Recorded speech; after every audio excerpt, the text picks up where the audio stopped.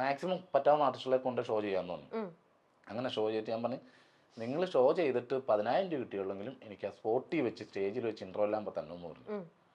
അങ്ങനെ പറഞ്ഞു കഴിഞ്ഞിട്ട് ഇവർ സംഭവം പരിപാടി നടത്തി. ഒത്തിരി ആർട്ടിസ്റ്റുകൾ വന്ന്, വിളിക്കുന്നവരൊക്കെ ഹാപ്പി ആയിട്ട് ഓടി വന്നത്. എല്ലാവരും വന്ന് വലിയ ഹെവി ഷോയാണ് ചെയ്തിട്ട് ഇൻട്രോയിലായപ്പോഴത്തേക്ക് ഇവർ 5 ലക്ഷമോ 7 ലക്ഷമോ 7 ലക്ഷമെന്ന് തോന്നണം എൻ്റെ അടുത്ത്. എനിക്ക് തോന്നണം കൃത്യമായിട്ട്. അവർ ആ കറക്റ്റായിട്ട് ആ ഇൻട്രോൾ ടൈമിൽ എൻ്റെ കൊണ്ടു തന്ന് അത് ആ കുട്ടിയുടെ അച്ഛൻ്റെ കൊടുത്ത്. ഇതിന് ശേഷം ഒരു 3 ദിവസം കഴിഞ്ഞപ്പോൾ അവരെന്നെ വീണ്ടും വിളിച്ച് ഷോ കഴിഞ്ഞിട്ട്, ചേട്ടാ ഒരു 3 ലക്ഷം കൂടി കിട്ടിയിട്ടുണ്ട്, അപ്പം അത് ചേട്ടൻ വന്നാൽ നമുക്ക് കൊടുക്കാമെന്ന് പറഞ്ഞു. ഞാൻ പറഞ്ഞു അത് ഞാൻ വരേണ്ട കാര്യമില്ല, കാരണം അത്രയും നല്ലൊരു സംഘാടക സമിതി ഞാൻ കണ്ടിട്ടില്ല. അപ്പം എന്നെക്കാളും അത് കൊടുക്കാൻ യോഗ്യതയുള്ളവർ അവർ തന്നെ. അപ്പോൾ അവർ നിങ്ങൾ തന്നെ ഏറ്റവും കൊണ്ട് കൊടുക്കാൻ പറഞ്ഞു. അങ്ങനെ കൊടുത്ത് ആ കുട്ടിയുടെ ഓപ്പറേഷൻ കഴിഞ്ഞ് കുട്ടി രക്ഷപ്പെട്ട്. അത് കഴിഞ്ഞിട്ട് തിരിച്ച് കുട്ടിയുടെ ബർത്ത്ഡേക്ക് ഞങ്ങൾ രണ്ടുപേരും കൂടി ചെന്ന് കുട്ടിക്ക് സമ്മാനമൊക്കെ മേടിച്ചു കൊണ്ട് കൊടുത്ത് അവരുടെ കൂടെ ഇരുന്ന് എല്ലാം കൂടി തിരിച്ചു പോന്നു.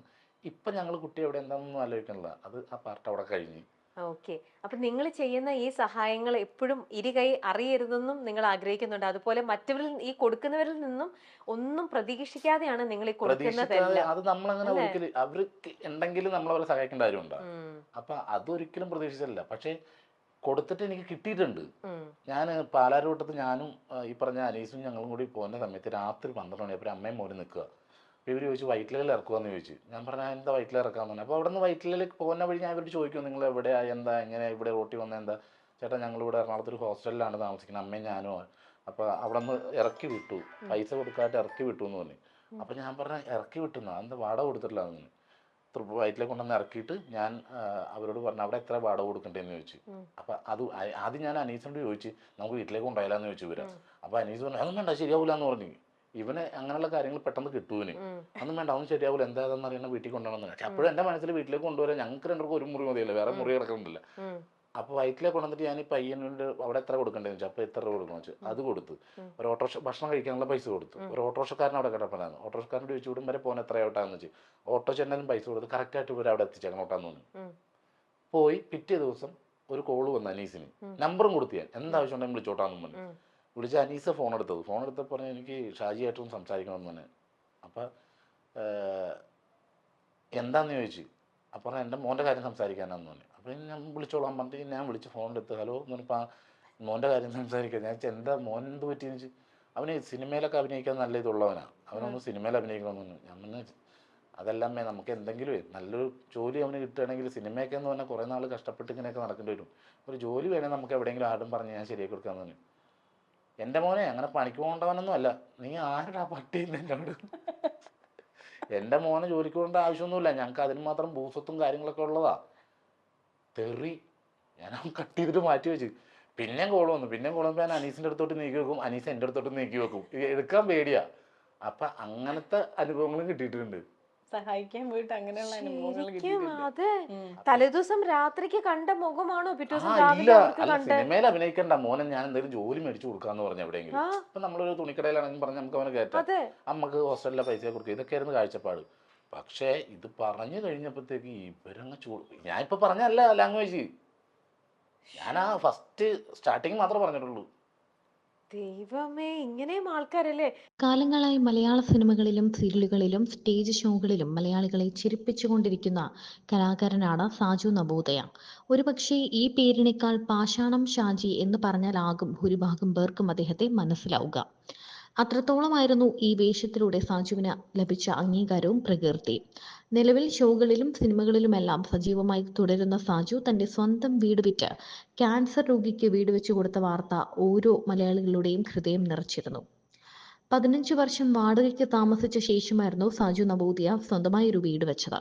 എന്നാൽ മരടിലുള്ള ഒരു ക്യാൻസർ രോഗിയുടെ അവസ്ഥ കണ്ടപ്പോൾ ആ വീട് വിറ്റ് അവർക്കൊരു ഭവനം നിർമ്മിച്ചു കൊടുക്കാൻ സാജുവും ഭാര്യയും മുൻകൈ എടുക്കുകയായിരുന്നു. ഇതിനെക്കുറിച്ച് സാജു പറയുന്ന വാക്കുകളാണ് ഇപ്പോൾ വൈറലായി മാറുന്നത്. സാജുവിന്റെ ഭാര്യ കണ്ണ് നിറഞ്ഞുകൊണ്ടാണ് ഈ സംഭവത്തെക്കുറിച്ച് പറയുന്നത്. അവർ റോട്ടിൽ പാടിയിട്ട് 1 ലക്ഷം രൂപ എനിക്ക് കൊണ്ടു തന്നു. ഈ 1,15,000 രൂപയാണ് എനിക്ക് ഔട്ട് സൈഡിൽ നിന്ന് ഇങ്ങനെ കിട്ടിയത്. അതും എൻ്റെ ഈ കലാകാരന്മാരായിട്ടുള്ള കുറച്ച് കൂട്ടുകാർ.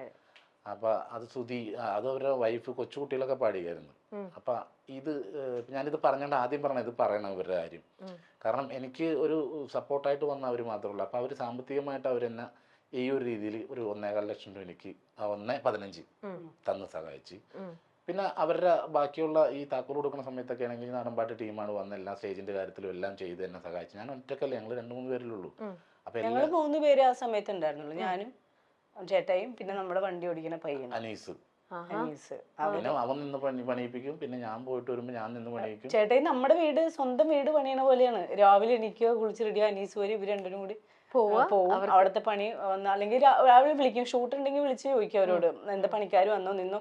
അപ്പൊ പറയൂ ഇല്ല ചേട്ടാ ഇന്ന് പണിക്കാർ വന്നിട്ടില്ല. അപ്പൊ തന്നെ പണിക്കാരെ വിളിക്കും, എന്ത് നിങ്ങൾ വരാത്ത. അപ്പൊ ഞങ്ങൾ ഇന്ന ദിവസം വരും. അങ്ങനെ അത് അത്രയും ദിവസം തലക്ക് വെളിവില്ലാത്ത പോലെയായിരുന്നു ചേട്ടായിയുടെ ഓട്ടം. പിന്നെ ആണെങ്കില് പൈസ ഇല്ലാണ്ട് വരുന്ന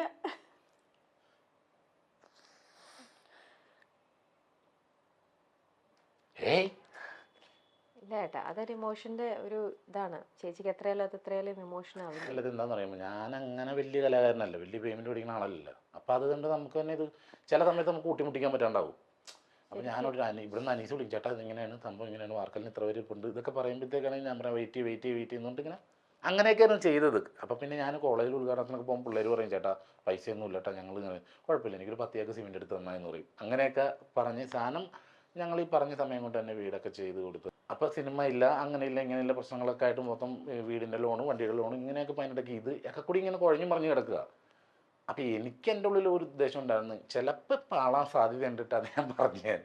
ചേച്ചിക്ക് അന്നേരം ഇപ്പൊ ഒക്കെ ഇത്രയും ഒരു ഇതെടുത്ത് ചെയ്തപ്പോഴേ എപ്പോഴെങ്കിലും വേണ്ട ചേട്ടാ നമുക്കിത് നമ്മുടെ കയ്യിൽ ഒതുങ്ങുമോ, നമുക്കിത് നിർത്താൻ പറ്റാണ്ട് വരുമോ, അങ്ങനെ ഒരു ഇത് ചേച്ചിക്ക് തോന്നിയോ? പറഞ്ഞില്ല. അപ്പൊ ചേച്ചിയുടെ മനസ്സിൽ ആ ഒരു കോൺഫിഡൻസ് ഉണ്ടായിരുന്നു. അല്ല അപ്പൊ എന്നോട് പറഞ്ഞിട്ടുണ്ടായിരുന്നല്ലോ എന്തെങ്കിലും ഒരു ഇത് വരുവാണെങ്കിൽ.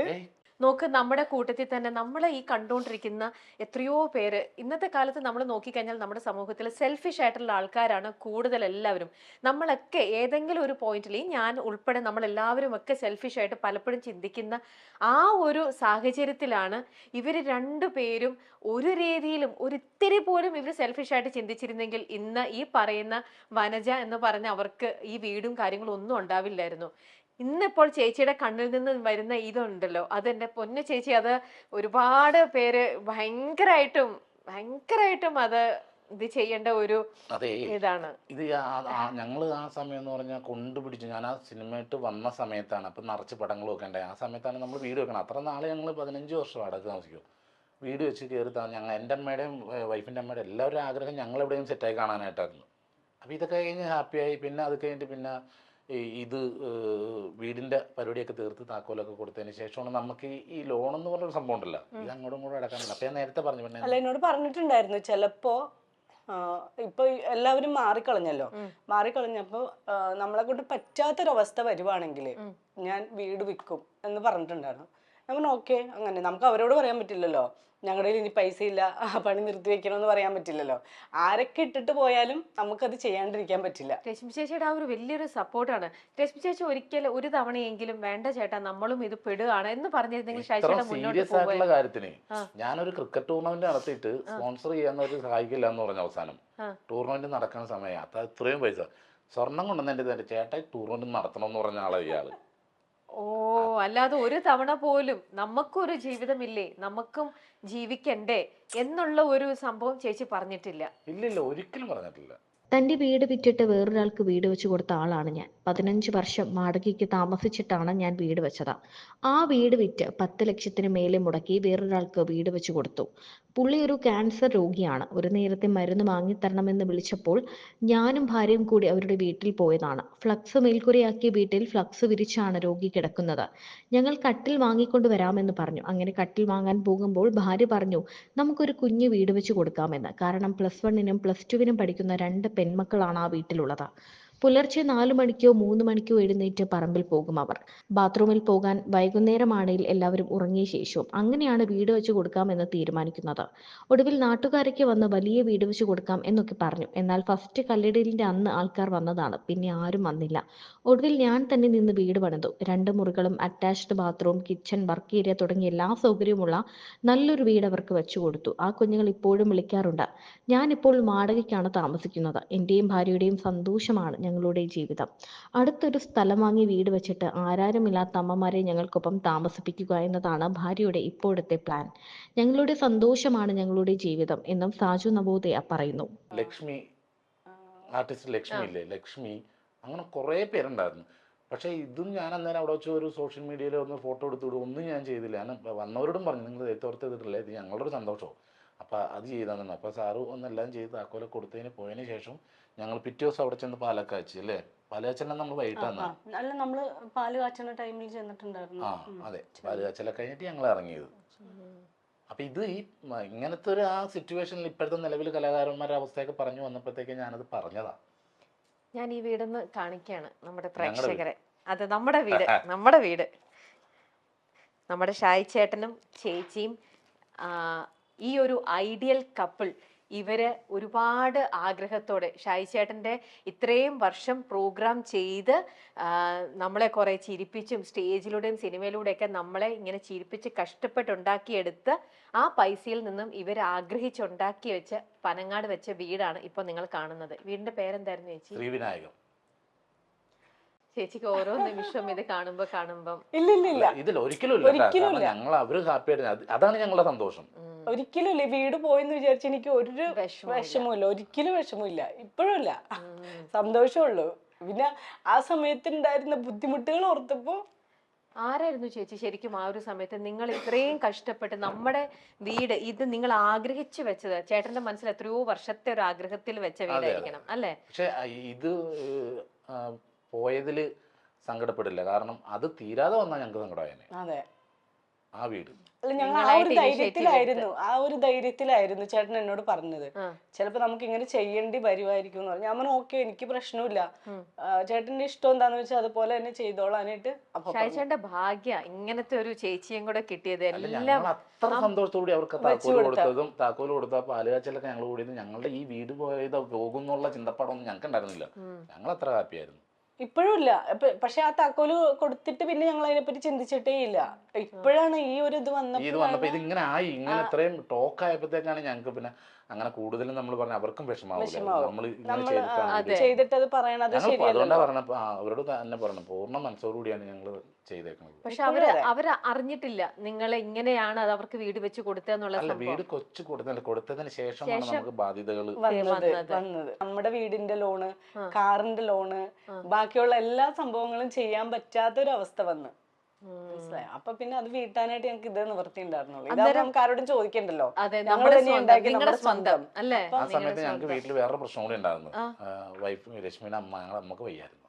ഓ, അപ്പൊ അമ്മ പിന്നെ അമ്മക്ക് ക്യാൻസർ ആയിരുന്നു. അപ്പൊ അതിന്റെ ട്രീറ്റ്മെന്റും എല്ലാം ഞങ്ങൾ അത് മൊത്തത്തിൽ ഇങ്ങനെ ഇതായിട്ട് നിൽക്കുകയായിരുന്നു.